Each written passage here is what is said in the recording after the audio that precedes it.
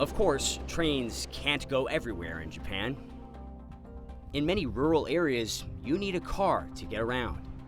And that's a problem for the growing number of senior citizens living in these areas. What happens when they can no longer drive? What happens when a shrinking workforce means there aren't enough taxi drivers? If the team at Ascent Robotics gets its way, this is what happens. The cars start driving themselves. Whoa. I'm at Keio University's campus in Kawasaki, Japan.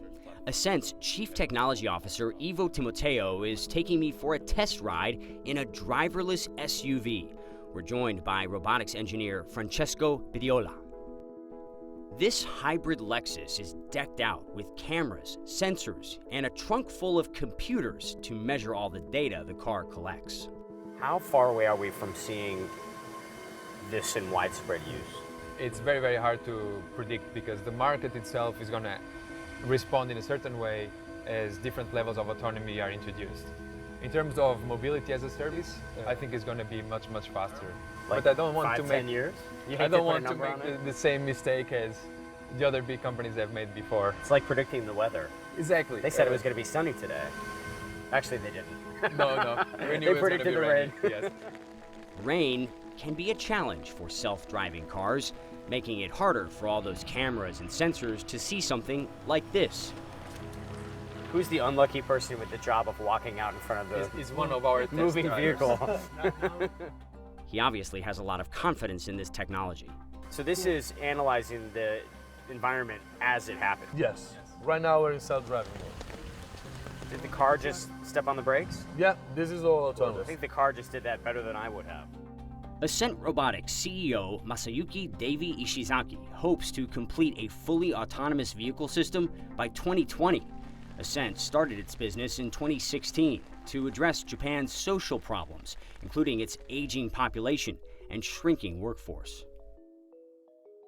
First impression looking around, you've got a lot of young people, and you've got a lot of non-Japanese, which is really unusual here. Well, we have 24 countries representing our 90 plus employees now, and then the majority of us are engineers and scientists. His staff are like a mini UN from North and South America, Europe, South and East Asia.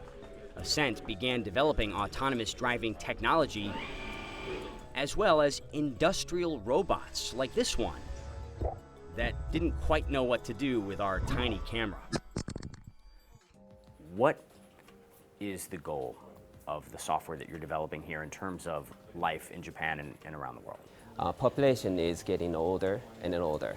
Because of that, we do not have enough labor to basically sustain the company or country's growth.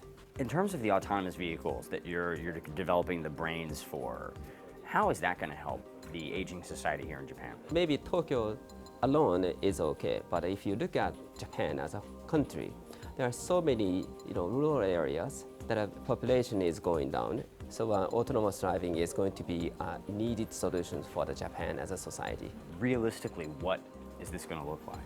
Realistically, we need to make cars to drive smart as human being. Is that possible for a car to have the same reactive instincts as a human? Well, we got a long ways to go. However, we're working on it, and then we're making it little by little. Little by little, mile by mile, these innovators are driving the transportation of the future.